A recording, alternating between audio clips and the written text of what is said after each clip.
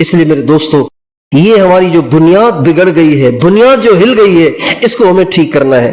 ہم نے اپنا نظریہ یہ بنانا ہے کہ کامیابی کا دار و مدار مالدار ہونے پر نہیں، کامیابی کا دار و مدار ایمان کے مضبوط ہونے اور اعمال کے اچھا ہونے پر ہے۔ ایمان مضبوط ہوگا، اعمال اچھے ہوں گے، اللہ تعالیٰ ہمیں عزت دے گا، سکون دے گا، برکت دے گا، راحت دے گا، چین دے گا، خوشیاں دے گا، سکون دے گا۔ اور جب ہمارا ایمان کمزور ہو جائے گا، ہمارے اعمال خراب ہو جائیں گے، اللہ تعالیٰ ہم پہ پریشانیاں بھیجے گا، مصائب بھیجے گا، امتحانات بھیجے گا، تکلیفیں بھیجے گا۔ کبھی اچانک عجیب و غریب بیماری آ جائے گی، کبھی ایکسیڈنٹ ہو جائے گا، کبھی کچھ جل جائے گا، کبھی کچھ گم ہو جائے گا، کبھی کوئی اغوا ہو جائے گا، لاکھوں کے نقصان ہوتے رہیں گے۔ یہ سب اس وجہ سے ہوتے ہیں کہ اللہ تعالیٰ اپنے بندے کو خبردار کرنا چاہتا ہے۔ اس لیے میرے دوستو، میں اور آپ سب سے پہلی درخواست آپ سارے دوستوں سے یہ کہ ہم اپنے اس نظریے کو ٹھیک کریں کہ مالدار ہونا کامیابی نہیں، کامیابی ایمان کا مضبوط ہونا اور اعمال کا ٹھیک ہونا۔ یہ بات اپنے بچوں کو سمجھائیں، یہ بات اپنی عورتوں کو سمجھائیں، یہ بات اپنے مردوں کو سمجھائیں، یہ بات اپنے جوانوں کو اور بوڑھوں کو سب کو سمجھائیں اور سب کو بتائیں کہ نبی کریم صلی اللہ علیہ وسلم سے زیادہ کامیاب کوئی ہو سکتا ہے؟ بھئی ہمارے نبی سے زیادہ عزت والا کوئی ہو سکتا ہے؟ ہمارے نبی سے زیادہ رتبے والا، شان والا کوئی ہو سکتا ہے؟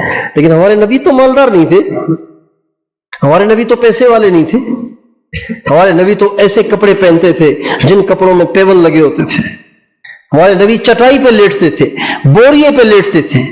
ایک دفعہ ایک صحابی نے آپ علیہ السلام سے عرض کیا، جبکہ آپ چٹائی پہ لیٹے ہوئے تھے اور چٹائی پہ لیٹنے کی وجہ سے آپ کی پیٹھ پہ نشان لکیریں پڑ گئی تھی، آپ کی پیٹھ میں لکیریں پڑ گئی تھیں چٹائی پہ لیٹنے کی وجہ سے۔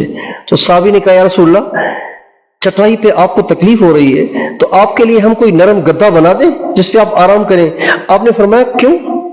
کیا کرنا ہے گدے کو؟ مالی ولی دنیا، میں کیا کروں گدے کو، میں کیا کروں دنیا کو، میں نے کوئی ہمیشہ تھوڑی رہنا ہے۔ ما انا فی الدنیا الا کراکب، میں تو دنیا میں مسافر کی طرح سے ہوں، میرا گزارا تو ہو رہا ہے، میرا گزارا تو ہو رہا ہے چٹائی پہ، کیا کیوں بنوانا ہے، میرا گزارا تو ہو رہا ہے۔